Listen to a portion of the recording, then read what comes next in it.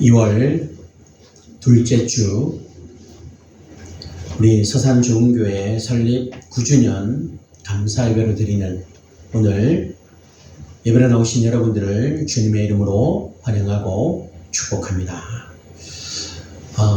오늘 우리는요 계속해서 우리의 마음을 지키기 위한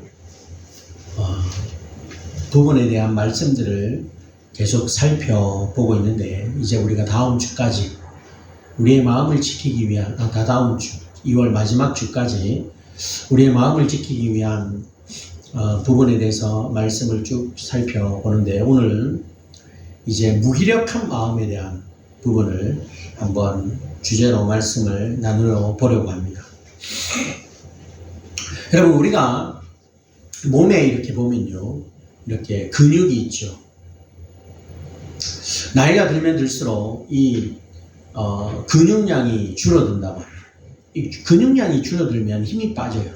그래서 이 근육이 줄지 않도록 운동을 해줘야 한다는 거죠. 근육에 힘이 빠지는, 이제 많이 빠지게 되면 병이 생기는데요. 그 근육에 힘이 빠지는 병을 뭐라고 부르는지 아십니까? 근무력증이라고 합니다. 근무력증. 근육과 신경의 장애로 인해서 힘이 빠지고서 마비가 되는 증상을 바로 근무력증이라고 하는데요. 그런데 여러분, 우리의 몸만 그런 것이 아니라 우리의 마음도 그와 같은 비슷한 상태로 빠져들 수가 있다라고 하는 겁니다. 그걸 우리는 뭐라고 이야기하느냐? 바로 무기력증이라고 하는 것이죠. 한국어 대사전에는 이렇게 무기력증에 대하여 설명을 합니다. 무엇을 하고자 하는 적극적인 의지와 기운이 없는 상태에 빠져있는 증상. 무엇을 하고자 하는 적극적인 의지와 기운이 없는 상태, 그 상태에 빠져있는 증상이 바로 무기력증입니다. 여러분, 우리도 이런 무기력증을 종종 느끼며 살아가고 있지는 않습니까? 오랜 세월 어떤 일을 위해서 열심히 애를 썼는데 결국 돌아보면 실패했을 때, 이 모든 것이 다 헛수고였구나, 아무 의미가 없구나, 이러한 생각의 늪에 빠져서 쉽게 헤어나오지 못한 때, 누구나 한 번쯤은 이러한 것을 경험해 보았을 수 있습니다. 또 나이가 들면 들수록 이러한 상황에 이러한 것을 경험해 보는 그 횟수들은 아마도 더 많을 것이라 생각이 듭니다. 목회자도 그렇죠. 목회자도 그럴 때가 있다는 것이죠. 그런데요, 어쨌든 이러한 충격적인 일을 겪거나 어떤 말을 들었을 때도 이런 무기력증에 빠질 수도 있습니다. 내가 어떻게 이런 취급을 받아야 하는지, 이런 말을 듣고 내가 뭘 할 수 있을까? 어떤 분들은 계속해서 크고 작은 불운을 겪으면서 만성적인 우울감에 사로잡히기도 하는 것이죠. 실제로요, 우리가 살아가는 이 사회도 그렇습니다. 좀 지난 통계지만 2024년 6월에 중앙일보 보도에 따르면요, 우리나라 성인 남녀 10명 중 4명이 최근 2주간 한 번 이상 살고 싶은 마음이 없다라고 하는 그런 생각을 했다고 합니다. 또 같은 해 7월에요, 한국일보에서는 더 우울해진 한국인 10명 중 7명 정신건강에 문제가 있다라고 하는 그러한 기사가 실렸다고 합니다. 무기력한 마음은요, 일부 사람만의 문제가 아니라 아주 많은 사람이 공통으로 겪는 그러한 문제고, 그 심각성은 살고 싶은 마음이 없다라고 하는 그러한 생각에까지 이르게 된다라고 하는 거예요. 그런데요, 이런 무기력한 마음은 어떤 기질적으로 약한 사람만의 문제가 아니라, 우리가 오늘 읽었던 본문에 나오는 이 엘리야라고 하는 인물, 그는요 강인했습니다. 용감했죠. 우리가 알듯이 이 엘리야는요 위대한 일을 많이 했던 사람입니다. 그런데 그런 엘리야도요 무기력한 마음에 빠졌더라. 오늘 우리는요 엘리야가 어떻게 이러한 무기력함에 빠졌는지, 그리고 하나님께서 그 마음을 어떻게 회복해 주셨는지 우리가 말씀을 함께 살펴보면서, 우리가 혹 무기력한 마음을 가지고 있다면 오늘 이 말씀을 통해서 그 무기력함에서 빠져나올 수 있는 그런 시간이 되었으면 좋겠습니다. 첫째로는 우리가 계속해서 살펴보듯이 이 무기력한 마음, 이 마음을 우리는 먼저 말씀으로 진단해요. 여러분, 엘리야는요 브엘세바 광야로 들어가 하룻길쯤 가서요 로뎀 나무 아래 앉아서 이렇게 기도합니다. 오늘 본문 4절에 보면 여호와여 넉넉하오니 지금 내 생명을 거두시옵소서. 나는 내 조상들보다 낫지 못하나이다. 여러분, 이 고백이 어떤 고백입니까? 한마디로요, 하나님, 지금 내 상황이 너무나 힘드니까 이 힘든 마음 때문에 내가 지금 죽고 싶습니다. 그런 마음, 이것이 바로 무기력한 마음에 빠진 사람의 전형적인 모습. 여러분, 혹시 지금까지 살아오면서 내가 이 인생을 더 살아서 뭐해? 정말 죽고 싶다, 그런 마음을 가져본 적이 있습니까? 아니면 정말 내가 확 죽어버릴까, 이런 마음까지 가져본 적이 있습니까?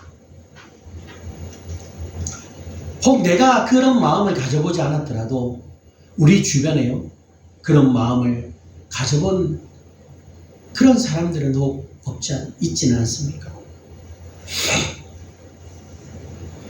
왜 그런 마음이 드느냐? 무기력함에 빠졌기 때문에. 무기력함에 빠졌기 때문에. 여러분, 오늘 본문에 나오는 엘리야가 왜 이렇게 되었을까요? 오늘 본문 1절로 3절에 보면 그 이유가 분명하게 나옵니다. 이스라엘의 악한 왕 아합과 그 왕의 아내 이세벨이 엘리야의 생명을 찾고 있습니다. 뭡니까? 엘리야를 죽이려고 했기 때문에, 생명의 위협을 받고 있기 때문이랍니다. 물론 그것도 이유가 됩니다. 하지만 그것만은 아니었죠. 엘리야가 이런 마음을 가지고 있었던 것, 하나님께서 엘리야에게 2번이나 이렇게 물었습니다. 엘리야야, 내가 어찌하여 여기 있느냐? 그럴 때 엘리야는 뭐라고 대답합니까? 내가 만군의 하나님 여호와께 열심히 유별하오니 이는 이스라엘 자손이 주의 언약을 버리고 주의 제단을 헐며 칼로 주의 선지자들을 죽였사오니 오직 나만 남았거늘 그들이 내 생명을 찾아 빼앗으려. 엘리야가 이렇게 2번이나 고백합니다. 당시 이스라엘은요 하나님과 맺었던 그 언약을 버렸습니다. 그리고 하나님의 제단을 헐고 그곳에다 바알과 아세라의 제단을 쌓은, 즉 이방신의 제단을 쌓았습니다. 그리고 심지어 하나님의 선지자들을 다 죽여버렸습니다. 바알의 선지자 450명과 아세라의 선지자 400명을 따라갔던 사람들. 여러분, 이 모든 일을 주도한 사람이 바로 이스라엘 역사상 최악의 왕이었던 아합 왕이었다.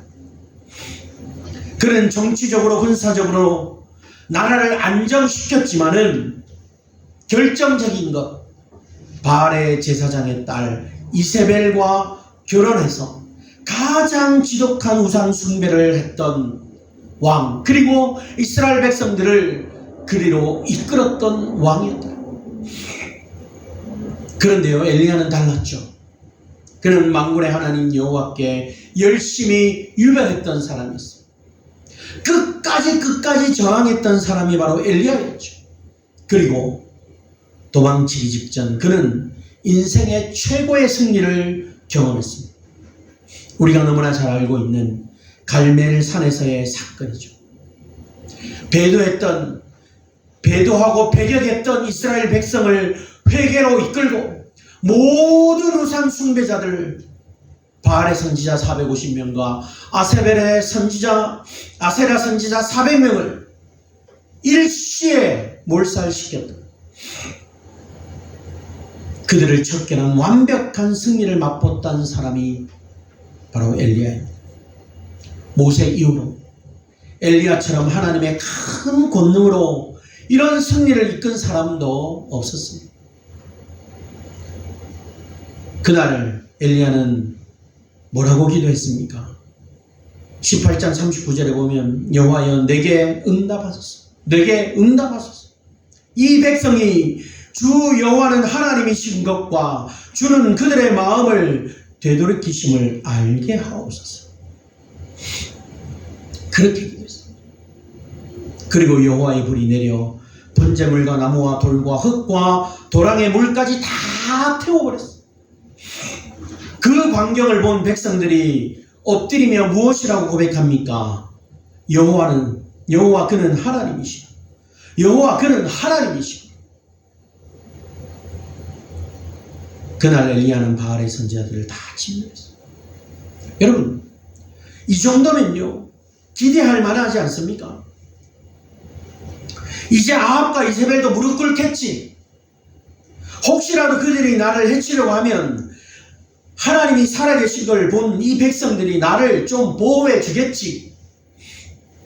이번엔 뭔가 좀 다를 거야. 충분히 그렇게 생각할 수 있습니다. 그런데요, 현실은 어떻습니까? 아합이 이 모든 일을 이세벨에게 알리자 이세벨은요 회개하기는커녕 이제 사신을 보내서 엘리야를 반드시 죽이겠다 협박을 하고 있습니다. 그리고 놀랍게도 그 수많은 백성 중 단 한 명도 엘리야 편에 서지 않았다는 거죠. 그래서 엘리야가 뭐라고 합니까? 너희가 어느 때까지 둘 사이에서 머뭇하래. 여호와가 만일 하나님이면 그를 따르고 바알이 하나님이면 그를 따를지니라. 그렇게 외쳤을 때도 백성은 말 한마디 하지 않았습니다. 하나님의 불을 보고도 그들은 여전히 머뭇거리고 있습니다. 바로 이것이 엘리야의 마음을 무너뜨렸습니다. 내가 한 일도 도대체 무슨 의미가 있나? 나도 별 볼 일 없는 사람이구나. 그래서 그는 오늘 본문 4절에 이렇게 고백합니다. 여호와여 넉넉하오니 지금 내 생명을 거두시옵소서. 나는 내 조상들보다 낫지 못하나이다. 여러분, 이것이 무기력한 마음입니다. 제가 이번 한 주간 이 말씀을 묵상하면서요 하나님 앞에 저의 모습을 돌아보면서 어찌나 감사하고 또 어찌나 회개의 눈물이 나오든지 모릅니다. 여러분, 우리가 그렇지 않습니까? 오랜 세월 자녀의 진로나 구원을 위해 기도했는데, 교회를 위해 열심히 사역했는데 원하는 결과가 주어지지 않았습니다. 우리가 누군가를 위해서 배우자나 가정이나 또 누군가를 위해서 간절히 기도했지만 아무런 변화가 없을 때 마음 깊이 박힌 말과 사건에서 헤어나지 못할 때, 기대했다가 실망하기를 반복하다가 이제는 기대 자체를 포기하고 기도조차 하지 않을 때, 여러분, 우리는 엘리야처럼 무기력함에 빠질 수 있습니다. 저 역시 이런 무기력함에 잠시 빠질 때가 있었습니다. 정말 기도조차 안 나옵니다. 하나님, 이렇게 해서 뭐가 되겠습니까? 모든 것을 놓아버리고 싶을 때, 여러분, 우리에게 삶에 그런 일들이 왜 없겠냐라는 거죠. 사람은 인간인지라 누구나 다 그런 무기력함에 빠질 때가 있습니다. 그러면 이런 무기력함에 빠진 채로 우리는 가만히 있으면 됩니까? 어떻게 하면 이런 무기력함에서 빠져나올 수 있을까요? 세상 사람들은요, 하나님을 믿지 않는 사람들은요, 아니 교회를 다니는 사람 가운데도 신앙이 깊지 않은 사람들은요, 앞서도 이야기했지만 극단적인 선택을 합니다. 자신의 목숨을 끊으려고 하는 거죠. 높은 곳에서 떨어지거나 약을 먹거나 자신의 삶을 끊어내려고 합니다. 그러나 우리는요, 이런 무기력함에 빠져 있을 때 우리는 믿음의 사람 아닙니까? 하나님의 사람 아닙니까? 그러면 하나님의 사람, 믿음의 사람은 달라요. 이런 무기력함을 어떻게 이겨낼 수 있느냐? 두 번째는 이런 무기력한 마음을 우리는 말씀으로 처방해요. 여러분, 하나님께서 엘리야에게 어떻게 이 엘리야를 회복시키셨는지 우리가 몇 가지 원칙을 배우게 됩니다. 첫째는요, 몸을 건강하게 돌봐야 한다. 무기력함에 빠져 있을 때 그때일수록 우리의 몸을 건강하게 돌봐야 합니다. 여러분, 우리 정신 건강은요, 육체의 건강과 깊이 연결되어져 있습니다. 그렇지 않습니까? 여러분, 우리가 축 처져 있고 낙심해져 있을 때 몸은 아픕니다. 알 수 없는데 아파요. 마음이 아프면 몸도 아프다라. 우울함이 지속되면요, 먹고 자고 움직이는 리듬이 다 깨어지고 망가진 몸은 다시 건강한 생각을 할 그러한 힘을 다 빼앗겨버린다. 여러분, 오늘 본문에 보면 엘리야가 죽기를 구했을 때 하나님은 그 엘리야에게 어떤 처방을 내리십니까? 그래, 엘리야, 네가 그렇게 죽기를 원하니 내가 너 죽여줄게. 그렇게 하셨습니까? 아니에요. 여러분, 우리 이거를 잘 알아야 돼요. 엘리야가 하나님 앞에, 하나님 도대체 나에게 왜 이런 일들이 자꾸 나에게 일어납니까? 내가 그렇게 하나님을 의지하고 하나님의 뜻을 따라 하나님의 일들을 했는데 왜 나에게 이런 일들이 일어납니까? 죽기를 구할 때, 로댓나무 아래서 그는 죽기를 구할 때 하나님께서 엘리야에게 천사를 보냅니다. 그런데 천사가 말씀부터 전하지 않았습니다. 하나님의 말씀을 먼저 전하지 않았어요. 하나님께서 천사가 엘리야에게 하는 행동은 뭡니까? 먼저 숯불에 구운 떡과 물 한 병을 그에게 주며 이야기합니다. 일어나서 먹으라. 엘리야가 그걸 다시 눕자 천사가 또 와서 말합니다. 일어나서 먹으라. 네가 갈 길이 다 가지 못할까? 그렇게 엘리야는요, 40주 40야를 하나님이 공급해 주시는 그 음식의 힘으로 걸어가 하나님의 산 호렙산에 이르게 되었다. 여러분, 무기력함에 빠지면요, 먹는 것도 자는 것도 포기하기 쉽습니다. 밤새 생각에 잠기고 누워서 하루를 흘려보내죠. 그러나 그런 상태로는요, 회복이 어렵다는 것. 깊은 우울에서 나오려면요, 깊은 우울감 속에서 그것을 벗어나려고 한다면 먼저 여러분, 우리가 규칙적인 생활로 몸을 회복시켜야 합니다.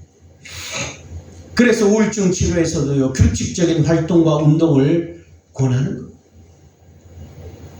뭔가 여러분들 상태에서 무기력함에 빠져 있고 처져 있고 우울감에 빠져 있습니까?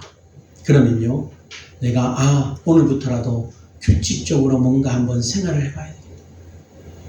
두 번째는 뭡니까? 어떤 상황 속에서도 하나님이 함께 하심을 믿어요. 호렙 산에서 엘리야는 하나님의 음성을 이제 듣습니다. 하나님은 그에게 여호와 앞에 서라 말씀하죠. 그때 크고 강한 바람, 지진, 불이 일어납니다. 그러나 하나님은 그 가운데 계시지 않았습니다. 그 모든 것이 지나간 후에 세미한 소리가 들리죠. 바로 그 가운데 하나님이 계셨죠. 엘리야는 무엇을 배워야 했을까요? 하나님은 언제나 크고 놀라운 일 속에만 계시는 분이 아니라 아무 일도 없는 것처럼 보이는 지금도 하나님은 세미한 음성으로 함께 하신다. 여러분, 무기력에 빠지면요, 과거의 은혜는 다 잊힙니다. 지금은 하나님이 안 계신 것 같다 느낍니다. 하지만 회복의 길은 지금도 하나님이 함께 하신다는 사실을 믿는 거라. 하나님이 나와 함께 하시지 않는 것 같아. 하나님은 내 기도를 들어주시지 않는 것 같아. 그 생각이 아니고요. 그럼에도 불구하고 하나님은 나와 함께 하시지 라고 하는 생각. 설교와 성경과 기도 속에서 들려오는 그 하나님의 세미한 음성에 우리는 귀를 기울여야 해요. 바로 그 음성이 우리의 무기력한 마음을 깨운다. 우리가 처져 있을 때 말씀을 듣고 기도를 하면서 억지로라도 그런 상황 속에 들어가면서 하나님이 내게 말씀하시는 것을 귀 기울여야 돼. 누구누구야, 내가 지금도 너와 함께 있어. 그러니 힘을 내. 그런 하나님의 세미한 음성을 우리는 말씀으로 들어요. 세 번째는 뭡니까? 하나님이 나를 용서하신다는 사실에 인생의 의미를 회복해요. 하나님은 엘리야에게 다시 사명을 주시죠. 하사엘을 아람의 왕으로, 예후를 이스라엘 왕으로 세우고 엘리사를 이 너의 다음 선지자로 세우라, 그렇게 말합니다. 엘리야는 오직 나만 남았습니다. 오직 나만 존재하고 있습니다. 그렇게 생각했을 때 하나님은 엘리야야, 아니야.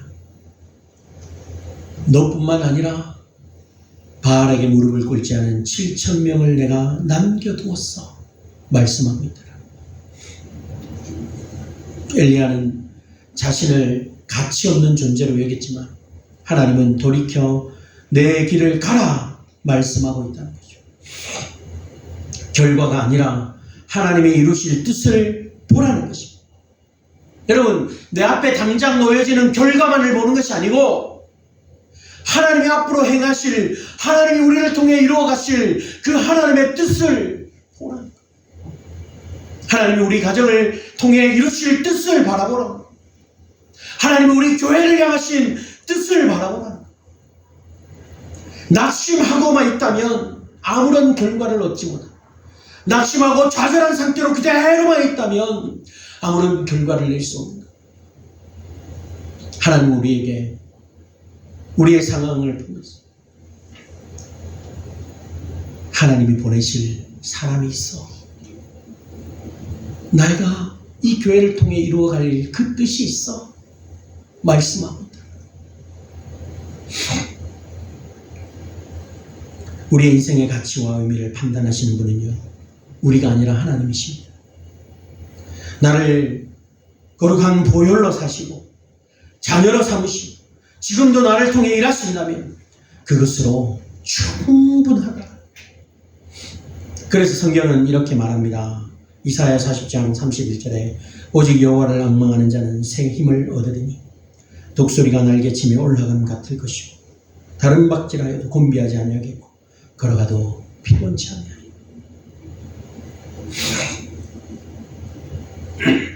여러분, 우리 교회가 오늘 설립 9주년을 맞아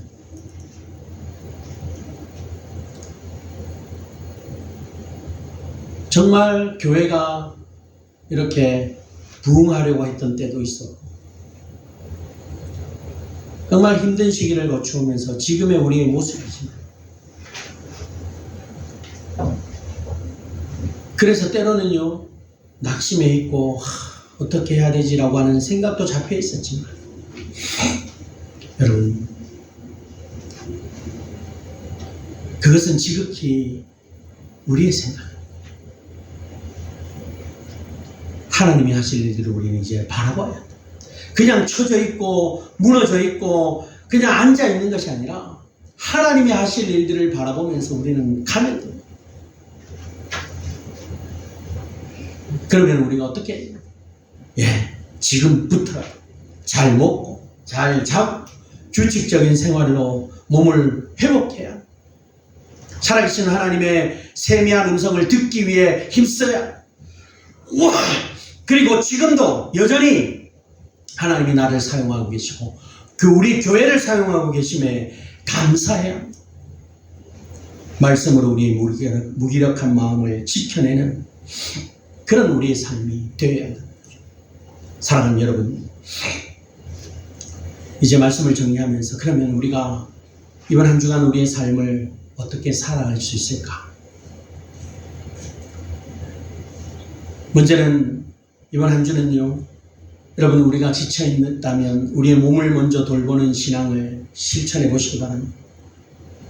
무기력할수록 우리는 더 안 움직이고 더 안 먹고 더 안 자려고 합니다. 그러나 하나님은 엘리야에게 말씀보다 먼저 음식과 잠을 주셨습니다. 이번 한 주만이라도 우리가 의지를 내서 규칙적으로 식사하고 충분히 자고 짧게라도 몸을 움직여 보십시오. 이것은 마음이 약해서가 아니라 하나님이 주신 몸을 지키는 신앙의 순종입니다. 두 번째는 뭡니까? 매일 하나님의 세미한 음성을 듣는 시간을 정해 보시기 바랍니다. 큰 은혜, 특별한 체험이 없어도 괜찮습니다. 조용한 자리에서 우리가 말씀을 묵상하고 짧게라도 내가 하나님 앞에 기도합시다. 주님, 지금도 함께 하심을 믿습니다라고 고백하십시오. 아무런 일도 일어나지 않는 것 같은 시간 속에서도 하나님은 말씀하고 계십니다. 그 세미한 음성이 무기력한 마음을 다시 깨울 것입니다.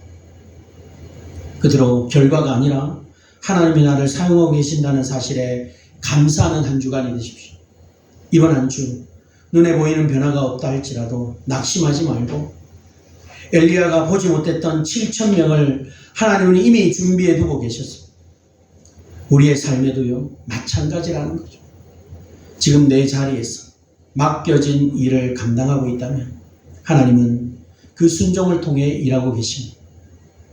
하루에 한 번이라도 이렇게 고백해 보시기 바랍니다. 주님, 지금도 저를 사용하고 계셔서 감사합니다. 여러분, 무기력은 우리를 쓰러뜨리지만 하나님은 무기력한 자를 다시 일으키시는 분이심을 믿으시기 바랍니다.